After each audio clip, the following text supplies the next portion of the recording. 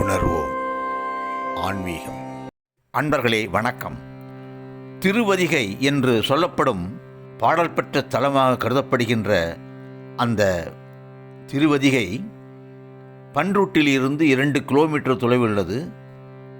சிவன் திரிபுரத்தை எரித்து வீரச்செயல் செய்த தலம். ஞானசம்பந்தருக்கு இறைவன் திருநடனம் காட்டிய தலம் திருவதிகை. அப்பரின் தமக்கையார் திலகவதியார் தங்கி தொண்டு செய்த தலம் திருவதிகை. திருநாவுக்கரசரை, அதாவது மருள் நீக்கியாரை, சமணத்திலிருந்து சைவ மதத்திற்கு சூளை நோயை சிவபெருமான் அவருக்கு கொடுத்து ஆட்கொண்ட தலம் திருவதிகை. திருநாவுக்கரசரின் கூற்றாயினவாறு என்ற முதல் பதிகம் பாடப்பட்ட தலம் திருவதிகை. இங்கே உள்ள இறைவன் திருவதிகை வீரட்டானேஸ்வரர், இறைவியார் திரிபுர சுந்தரி ஆவார். சைவ சாத்திரங்களில் உண்மை விளக்கம் என்ற நூலை எழுதிய மணவாசகங் கடந்தாரின் அவதாரத்தலம் திருவதிகை ஆகும். அப்பர் திருத்துண்டு உழவாரப் பணிகளை செய்ததால் இந்த திருத்தலத்தை மிதிப்பதற்கே அஞ்சிய சுந்தரர் சித்த வடமடத்தில் தங்கி திருவடி தீட்சை பெற்ற தலம். இந்திரன், பிரம்மன் மற்றும் திருமால் முதலானோர்கள் இறைவன் தேரில் வந்து திருபுரத்தை எரித்த இந்த கோவில் அமைப்பும் பதிமுகளை கொண்டு தேர் போன்று வடிவத்தில் அமைக்கப்பட்டுள்ளது இதன் சிறப்பம்சமாகும். இந்த கோவிலின் கர்ப்பகிரகத்தில் அந்த விமானத்தை பார்த்து ராஜராஜ சோழன் தஞ்சை பெரிய கோவிலை கட்டினான் என்பதாக வரலாறு கூறுகிறது. இந்த கோயில் பல்லவர்களால் கட்டப்பட்டது.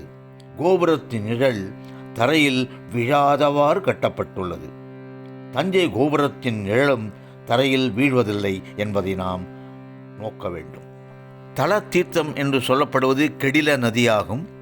இங்கே உள்ள மூலவர் பெரிய சிவலிங்க திருமேனி 16 பட்டைகளுடன் கம்பீரமாக காட்சி தருகின்றார். மகேந்திர பல்லவன் சமண கோயில்களை இடித்து அதன் கற்களை கொண்டு குணபரவீஸ்வரம் என்னும் கோயிலை கட்டிய வரலாறும் இங்கே உள்ளது.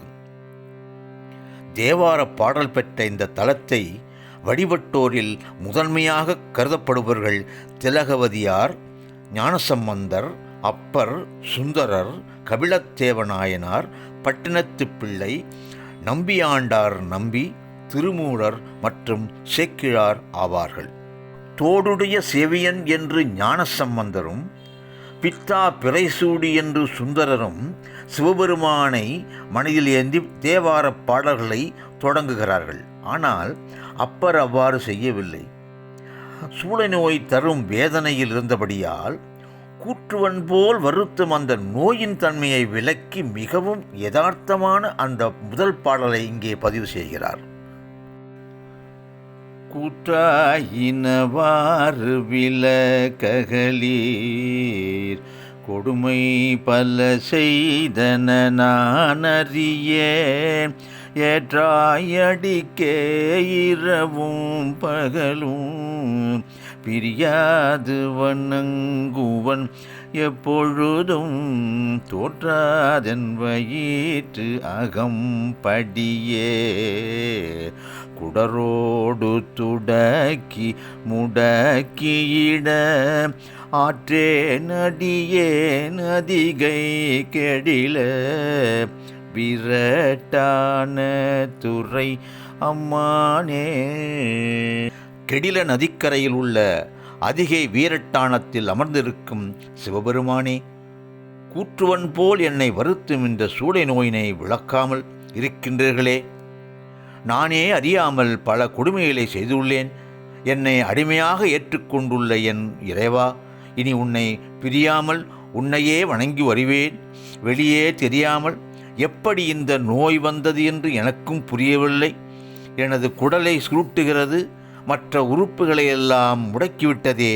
என்னால் ஆற்றொணாத அந்த நோயிலிருந்து என்னை காப்பாற்றுவாயாக என்று சொல்லி முதல் தேவாரத்தை பதிவு செய்கிறார் திருநாவுக்கரசர். திருநாவுக்கரசு நாயனாருக்கு வேறு சில பெயர்களும் உண்டு. இவரை மருள் நீக்கியார் என்றும், சமண மதத்தில் இருந்தபடியால் இவரை தர்மசேனர் என்றும் சொல்லி மகிழ்வார்கள். சேக்கிழா பெருமான் சொல்கிறார், இந்த பதிகம் உடல் குற்றமாகிய சூளை நோயையும் உயிர் குற்றமாகிய பிறவி பிணியையும் அறுக்கும் தன்மை வாய்ந்தது என்று சொல்லுகிறார். கூற்றுவன் என்றால் யமன் என்ற பொருள்.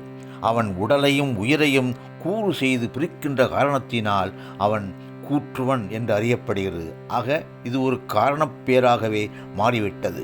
அன்பர்களே, இந்த பதிகம்தான் தேவார முதலிகள் என்று கொண்டாடப்படும் மூவர் தேவாரத்திற்கு முதல் பாட்டாக காலத்தால் முந்தியதாக அறியப்படுகிறது என்பதை நாம் உணர வேண்டும். மீண்டும் ஒரு பதிவில் அப்பரின் ஆன்மீக தொண்டை விரித்து காண்போம் என்று சொல்லி திருவதிகையின் சிறப்பை இந்த அளவில் நிறைவு செய்கின்றேன். சிவா திருச்சிற்றம்பலம். நன்றி, வணக்கம்.